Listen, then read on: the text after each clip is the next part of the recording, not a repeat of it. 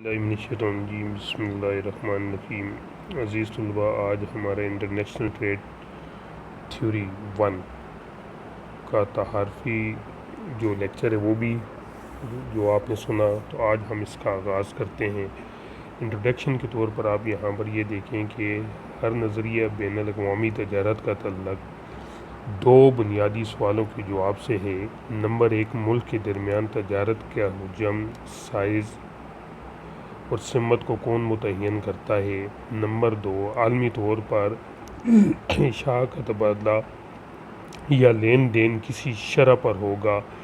دوسرے الفاظ میں تجارت سے کیا نتائج اور فوائد حاصل ہوں گے۔ ان دونوں سوالوں کے جوابات کی خاطر بین الاقوامی تجارت کے بے شمار نظریات پیش کیے گئے ہیں۔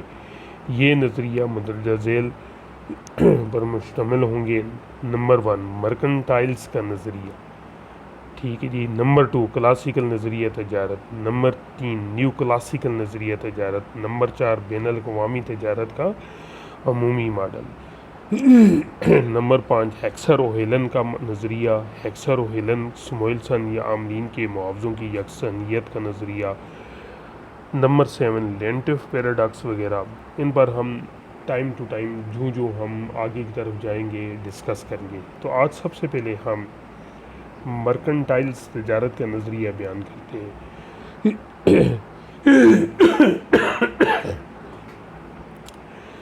مرکنٹائلز تھیوری آف انٹرنیشنل ٹریڈ 17ویں اور 18ویں صدی میں بین الاقوامی تجارت کے بارے میں جو نظریات پیش کیے گئے انہیں مرکنٹائلز نے پیش کیا تھا۔ یہ لوگ قوم پرست تھے، اس کی وجہ کی بنا پر وہ آزاد تجارت کے مخالف تھے۔ مزید ان کا یہ بھی خیال تھا کہ تمام معاشی سرگرمیاں بیرونی تجارت پر مکمل کنٹرول حاصل ہوتا ہے۔ انہوں نے اپنے نظریہ تجارت میں فاضل توازن تجارت یا فیوریبل ٹریڈ بیہیویئر پر زور دیا ہے، جو کہ صورتحال میں ممکن ہے جب سونے جیسی قیمتی دھاتوں کی صورت میں کمایا جانے والا زر مبادلہ بیرونی تجارت اخراجات کی نسبت زیادہ ہو۔ تجارت کے بارے میں ان کا یہ خیال تھا کہ تجارت افراد کے ہاتھوں میں نہیں ہونی چاہیے، بلکہ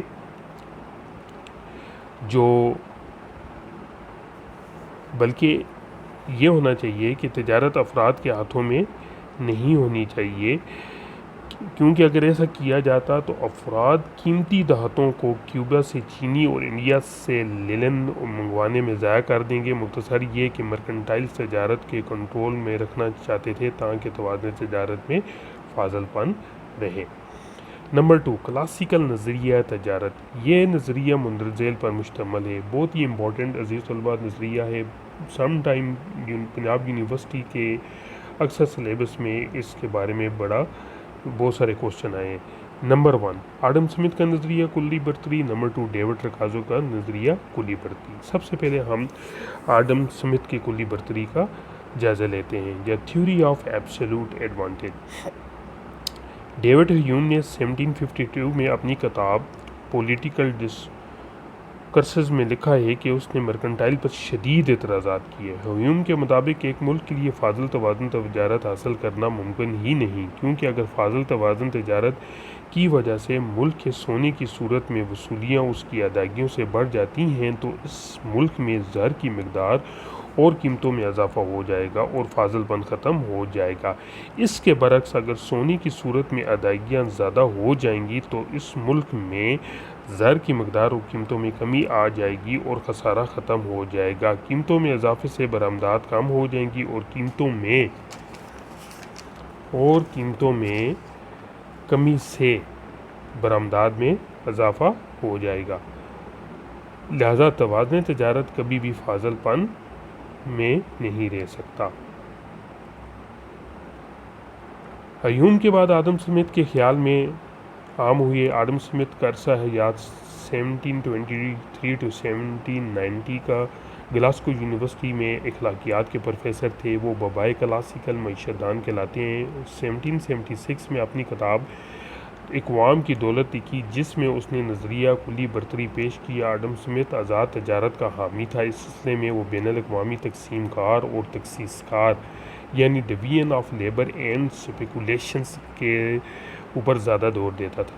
اب اپنے اس نظریے کی ایکسپلینیشن کے لیے وہ ایک ایگزامپل لیتے ہیں، جیسے وہ کہتے ہیں کہ ایک درزی اپنا جوتا خود نہیں بناتا بلکہ اسے جوتا بنانے والے سے کپڑوں کے بدلے حاصل کرنا پڑتا ہے۔ اسی طرح درزی اور جوتا بنانے والے دونوں فوائد میں رہتے ہیں، کیونکہ دونوں ایسی اشیاء کو تیار کرتے ہیں جو وہ سستی بنا سکیں۔ اس طرح ہر ملک اس شے کو پیدا کرنے میں تخصیص حاصل کرتا ہے جو دوسرے ملک کی نسبت سستی ترین بنا سکے۔ پس سمتھ کے مطابق ایک ملک کو اس شے کی پیدائش پر تخصیص حاصل کرنی چاہیے جس سے اس کی کلی برتری حاصل ہو اور اس شے کو دوسرے ممالک کی نسبت میں مکمل طور پر سستی پیدا کر سکے۔ سمتھ کے نظریات کی وضاحت کے لیے ایک گوشوارہ بیان کیا جا سکتا ہے، جیسے وہ کہتا ہے کہ یہاں پر ممالک کے کالم میں دو ممالک ہیں، امریکہ اور برطانیہ، اور اشیاء میں دو اشیاء ہیں، گندم اور کپڑا۔ اب یہاں پر عزیز طلبہ دیکھیں کہ یہ ایک ماڈل ہے جس میں دو ممالک ہیں، دو اشیاء ہیں، لیکن ایک فیکٹر آف پروڈکشن ہے، یعنی 2 × 2 × 1۔ اب دو ممالک کون سے ہیں؟ امریکہ اور برطانیہ ہے۔ اب دو پروڈکٹ کون سی ہیں؟ گندم اور کپڑا ہے۔ اب امریکہ میں گندم کا 1 یونٹ پیدا کرنے کے لیے محنت کے 6 گھنٹے اور جبکہ کپڑے کا 1 یونٹ پیدا کرنے کے لیے محنت کے 10 گھنٹے لگاتار چاہیے ہوتے ہیں۔ اسی طرح برطانیہ میں گندم پیدا کرنے کے لیے محنت کے 10 گھنٹے جبکہ کپڑا پیدا کرنے کے لیے محنت کے 6 گھنٹے ہیں۔ اس گوشوارے کے مطابق امریکہ میں گندم کا 1 یونٹ پیدا کرنے کے لیے محنت کی جو اکائیاں لگائی دیتی ہیں وہ 6 گھنٹے درکار ہے، جبکہ گندم کی اسی یونٹ کو پیدا کرنے برطانیہ میں 10 گھنٹے۔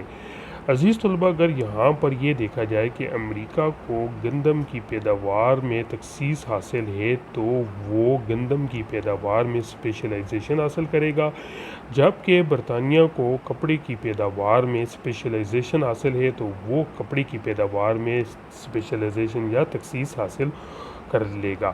اب یہاں پر امریکہ میں گندم پیدا کرنا برطانیہ کے نسبت زیادہ سستا ہے، جبکہ برطانیہ میں کپڑا پیدا کرنا امریکہ کی نسبت زیادہ سستا ہے۔ پس یہ دو ممالک اپنی اپنی پروڈکٹ میں تخصیص یا اسپیشلائزیشن حاصل کر لیں گے اور تجارت، اور یہی جو برتری ہے تخصیص والی، دونوں ممالک میں تجارت کریں گے۔ اس کا جواب سمتھ نے نہیں دیا کہ اس کے نظریات کی روشنی سے یہ ظاہر کریں کہ نسبت درآمدات ٹرم آف ٹریڈ کیا ہوں گے۔ طلب و رسد دونوں کی مدد سے ہو، اس کا تعین طلب و رسد کی دونوں کی مدد سے ہوگا، اور نظریہ کلی برتری کا تعلق صرف رسد کے پہلو سے ہے، اس لیے نظریہ کلی برتری میں بین الاقوامی تجارت میں رسد کو نظریہ کہا جاتا ہے۔ عزیز طلبہ، اس کے ساتھ ہی جو سیکنڈ تھیوری آئی تھی وہ ڈیوڈ ریکارڈو کی تھی، یا ریکارڈین تھیوریز آف کمپیریٹیو ایڈوانٹیج۔ وہ پہلی جو تھیوری کلاسیکل کی تھی وہ ایبسولوٹ تھیوری آف ایڈوانٹیج تھی۔ اب ریکارڈو کی جو تھیوری ہے وہ David Ricardo theory of comparative advantage. اب یہاں پر تھوڑا سا ڈفرینس آئے گا۔ دیکھیے، سمتھ کے مطابق تجارت اس صورت میں ممکن ہوئی جب ایک ملک ایک شے کی پیدائش کی تحقیقی مصارف اور دوسرے ملک کی نسبت کم ہوں۔ اب سوال یہ پیدا ہوتا ہے، کیا تجارت اس صورت میں بھی ممکن ہے جبکہ ایک ملک میں دونوں اشیاء کی حقیقی مصارف دوسرے کی نسبت پست ہوں؟ ریکارڈو نے اس بات کا جواب ہاں میں دیا ہے، جب اس نے اپنی کتاب پرنسپل آف اکنامکس میں، جو کہ 1817 میں نظریہ تقابلی برتری پیش کیا تھا، اس میں دیا ہے۔ وہ یہ کہتا ہے کہ اگر ایک ملک کو دونوں اشیاء میں کلی برتری حاصل ہو اور دوسرے ملک کو دونوں اشیاء میں کلی کمتری حاصل ہو تو تجارت اس صورت میں بھی فائدہ مند ہو سکتی ہے۔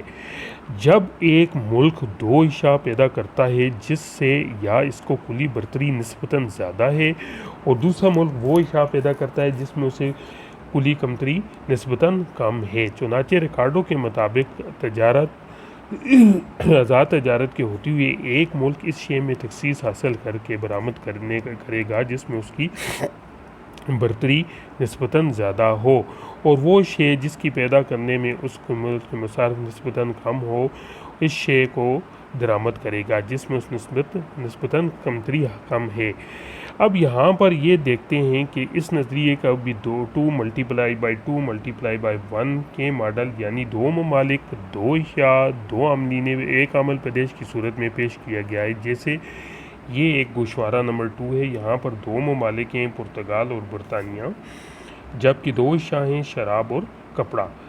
اب یہاں پر اگر آپ دیکھیں پرتگال کو شراب کا 1 یونٹ پیدا کرنے کے لیے محنت کے 80 گھنٹے اور کپڑے کا 1 یونٹ پیدا کرنے کے لیے محنت کے 90 گھنٹے چاہیے، جبکہ برطانیہ کو ہی شراب کا 1 یونٹ پیدا کرنے کے لیے محنت کے 120 گھنٹے اور کپڑا پیدا کرنے کی محنت کے 100 گھنٹے ہیں۔ اب یہاں پر عزیز طلبہ اگر آپ ایکسپلینیشن میں مزید نیچے اس گوشوارے کے دیکھیں تو یہاں پر اس نے لکھا ہوا ہے کہ جیسے